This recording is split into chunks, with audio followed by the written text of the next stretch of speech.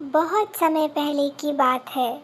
चित्तौड़गढ़ राज्य में एक राजा श्याम सुंदर राज्य करते थे।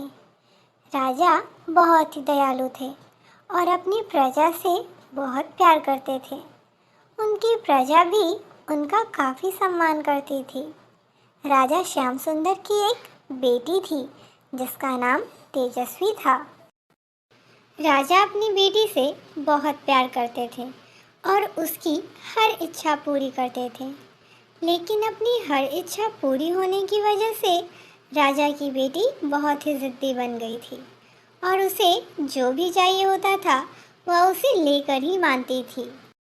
वैसे तो उसे बहुत सारी चीज़ों का शौक़ था, लेकिन सबसे ज़्यादा उसे अलग अलग तरह के व्यंजन खाने का शौक़ था।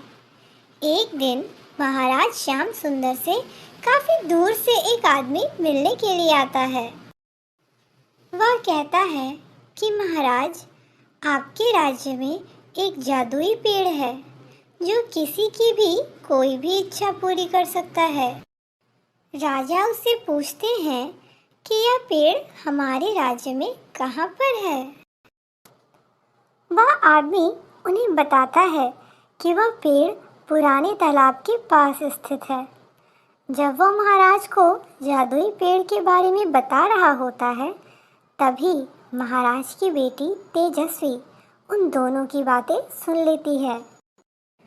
जब उसे पता चलता है कि उसके राज्य में कोई ऐसा पेड़ है जो सभी इच्छाएं पूरी कर सकता है, तो यह सुनकर वह बहुत ही खुश हो जाती है और वह सोचती है कि मैं कल ही सुबह जाकर उस जादुई पेड़ से सभी इच्छाएं पूरी करवाऊंगी। अगले दिन सुबह होते ही तेजस्वी उस तालाब के किनारे पहुंचती है और उस पेड़ को ढूंढती है जो उसकी इच्छाएं पूरी करेगा। तभी वो देखती है कि उस तालाब के पास एक बहुत ही पुराना पेड़ लगा हुआ है। उसे समझ में आ जाता है कि यही वो पेड़ है जो सभी की इच्छाएं पूरी करता है। जैसे ही वह उस पेड़ के पास पहुंचती है, वह पेड़ जाग जाता है और कहता है कि बताओ, तुम्हारी क्या इच्छा है। यह सुनकर तेजस्वी कहती है कि मेरी तो बहुत सारी इच्छाएं हैं, वह सब तुम पूरी कर दो। इसके बाद वो जादुई पेड़ उससे कहता है कि नहीं, मैं सिर्फ तुम्हारी एक ही इच्छा पूरी कर सकता हूँ। बताओ, तुम्हें क्या चाहिए। तेजस्वी सोचकर आती है कि मैं इस जादुई पेड़ से बहुत कुछ मांगूंगी, लेकिन उसे बाद में पता चलता है कि वह सिर्फ अपनी एक ही इच्छा पूरी करवा सकती है। अतः वह सोच में पड़ जाती है और बहुत सोचने के बाद अंत में फैसला करती है कि उसे क्या चाहिए। वह जादुई पेड़ से कहती है कि तुम मुझे एक जादुई थाली दो, जिससे मैं जब चाहे तब अपनी मनपसंद खाने की चीज़ें मंगा सकूं। तभी अचानक से एक रोशनी के साथ उस पेड़ के तने के बीचों बीच से एक चमचमाती हुई थाली निकलती है और उस पेड़ से आवाज़ आती है कि तुम्हें अब जो भी खाने की इच्छा हो, तुम्हें यह थाली उसी समय प्रदान करेगी। तेजस्वी उस पेड़ को लेकर काफ़ी खुश होकर घर चली जाती है और घर जाते ही बहुत सारी खाने की चीज़ों की फरमाइश करती है और वह सारी चीज़ें तुरंत उसके सामने आ जाती हैं। यह देखकर वह काफ़ी खुश हो जाती है। इस तरह कई दिन बीत जाते हैं और वह हर वक्त जादुई थाली से कुछ न कुछ खाने की फरमाइश करती रहती है और इस तरह कुछ ही दिनों में उसका वज़न काफ़ी बढ़ जाता है।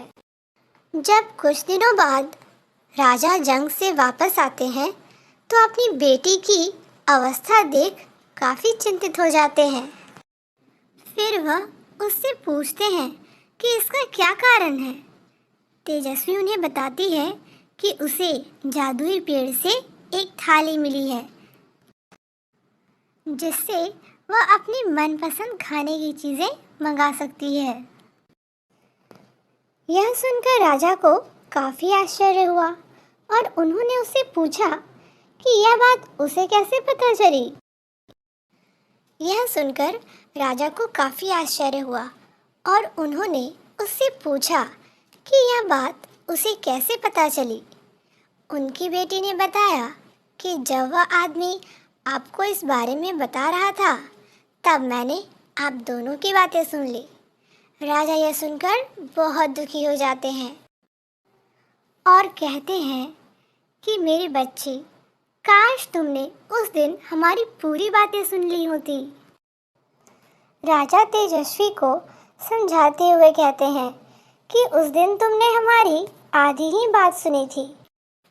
फिर राजा उसे बताते हैं कि वह पेड़ कोई जादुई पेड़ नहीं बल्कि एक शैतानी पेड़ है।